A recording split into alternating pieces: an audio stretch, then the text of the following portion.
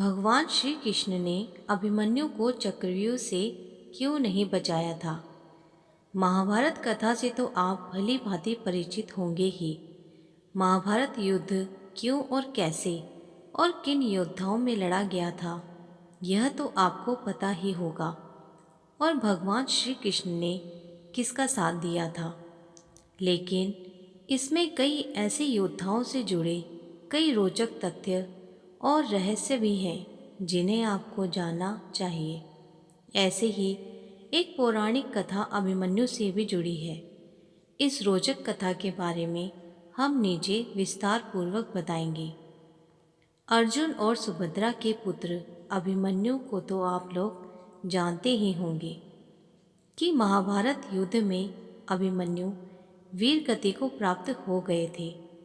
लेकिन बहुत से लोगों के मन में यह प्रश्न अवश्य होता होगा कि आखिर सर्वशक्तिमान श्री कृष्ण ने अपनी ही बहन सुभद्रा के पुत्र अभिमन्यु को क्यों नहीं बचाया था, जबकि अर्जुन और पांचों पांडवों के युद्ध के अंत तक उनकी रक्षा कवच बने रहे थे। तो अभिमन्यु को क्यों मर जाने दिया? अगर चाहते तो लीलाधारी भगवान श्री कृष्ण अपने सुदर्शन चक्र भेज अभिमन्यु को चक्रव्यूह से बाहर ले आते और अभिमन्यु का वध नहीं हो पाता। परंतु श्री कृष्ण ने ऐसा नहीं किया।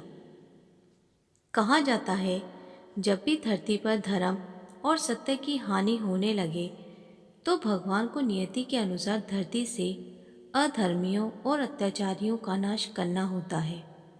और इस उद्देश्य हेतु भगवान स्वयं धरती पर जन्म लेते हैं और उनके इस उद्देश्य में सहायता हेतु विभिन्न देवी देवताओं को भी अपने पुत्र भेज या स्वयं जाकर धरती पर जन्म लेना होता है। ऐसा ही जब द्वापर युग में भगवान विष्णु ने श्री कृष्ण अवतार में जन्म लिया था, तब ब्रह्मा जी ने और सभी देवी देवताओं को भी श्री कृष्ण की सहायता हेतु धरती पर जन्म लेने का आदेश दिया। ब्रह्मा जी के इस आदेश का सभी देवी देवताओं ने स्वागत किया था, परंतु चंद्रमा ने इस आदेश का विरोध किया और अपने पुत्र वर्चा को पृथ्वी पर जन्म लेने से इनकार कर दिया। लेकिन जब सभी देवताओं ने मिलकर चंद्रमा को समझाया कि धर्म की रक्षा करना ही हम देवताओं का परम कर्तव्य और धर्म है, इसलिए हम सभी को ब्रह्मा जी का आदेश का पालन करना है, यह हमारा दायित्व और कर्तव्य भी है।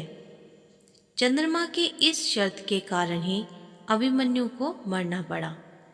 सभी देवताओं के समझाने पर चंद्रमा मान तो गए, पर फिर भी उन्होंने एक शर्त भी रख दी कि यदि मेरा पुत्र धरती पर जन्म लेगा तो वह ज़्यादा दिनों तक धरती पर नहीं रुकेगा और महाभारत युद्ध में अपना कार्य समाप्त होते ही वह मेरे पास लौट आएगा।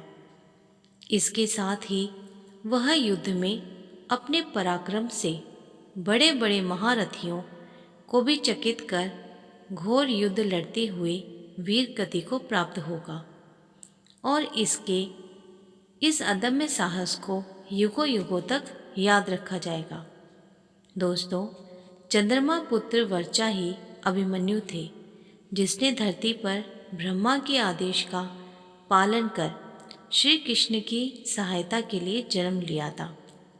चंद्रमा की शर्त अनुसार ही श्री कृष्ण ने अभिमन्यु की नियति में दखल नहीं दिया और अभिमन्यु महाभारत युद्ध में वीर गति को प्राप्त हो अपने पिता चंद्रमा के पास चले गए।